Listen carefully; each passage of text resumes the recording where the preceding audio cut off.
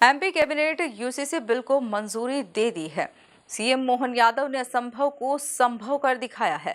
Bill pass होने के बाद एक ही शादी मध्य प्रदेश में मान्य होगी। लिव इन रिलेशनशिप के लिए अब रजिस्ट्रेशन अनिवार्य कर दिया गया है। वहीं अब यूसीसी पर सियासत शुरू हो गई है। देखिए, समान नागरिक संहिता देश के लिए एक सबसे बड़ा कदम है और प्रदेश के में महिलाओं के उत्थान के लिए सभी समाज की, सभी धर्म की वो एक मील का पत्थर साबित होने जा रहा है, जो हमारे माननीय मुख्यमंत्री मोहन यादव जी के नेतृत्व में हुआ है।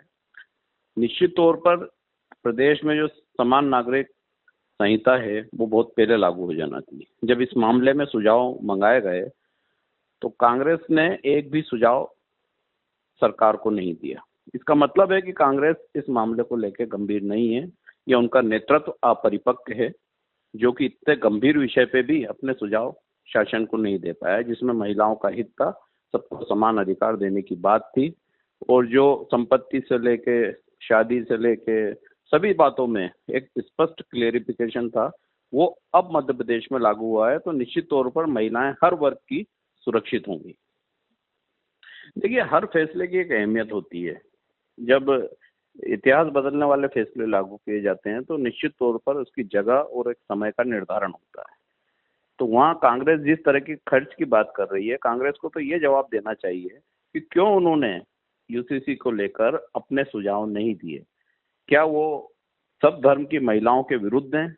क्या वो महिलाओं को बराबर सम्मान अधिकार देने के विरुद्ध हैं? क्या वो महिला विरोधी हैं? वो नहीं चाहते थे कि समान अधिकार सभी लोगों को मिले, एक समान नागरिक संहिता लागू हो? और अगर इसके विरोध में है तो फिर वो वोट किस अधिकार से महिलाओं के मांगते हैं? ये जवाब उनके अध्यक्ष को और यहाँ तक कि राहुल गांधी को भी देना चाहिए कि यहाँ की जो प्रदेश कांग्रेस है वो इतनी अपरिपक्व है कि वो अपने अधिकृत सुझाव लिखित में भी नहीं दे पाई सरकार को।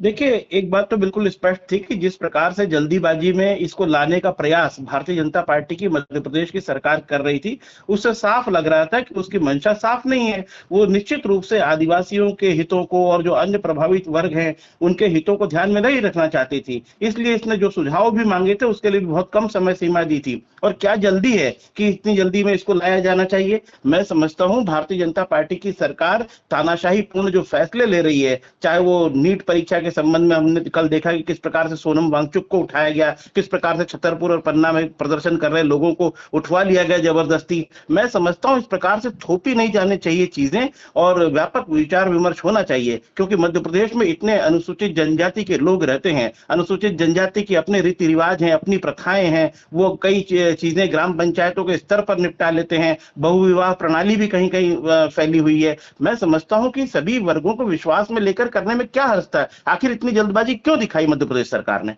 देखिए, एक बात तो बिल्कुल स्पष्ट है कि भारतीय जनता पार्टी की सरकार मितव्ययिता की बातें करती है, लेकिन असल में फिजूल खर्ची उसकी रग रग में बसी हुई है। 5 स्टार होटलों में अपनी पार्टी की बैठकें करने वाले लोग अगर इस प्रकार की बातें करने लगेंगे, करोड़ों रुपया जो लूट कर मंत्रियों ने, विधायकों ने, अधिकारियों ने यहाँ पर रख लिया है विभिन्न प्रकार के भ्रष्टाचारों से, रेत के अवैध उत्खनन से, शराब के अवैध व्यापार से, वो लोग आज अगर मितव्ययिता की बातें करते हैं तो मध्य प्रदेश की जनता के जो जख्म है उन पर नमक छिड़कने जैसा है।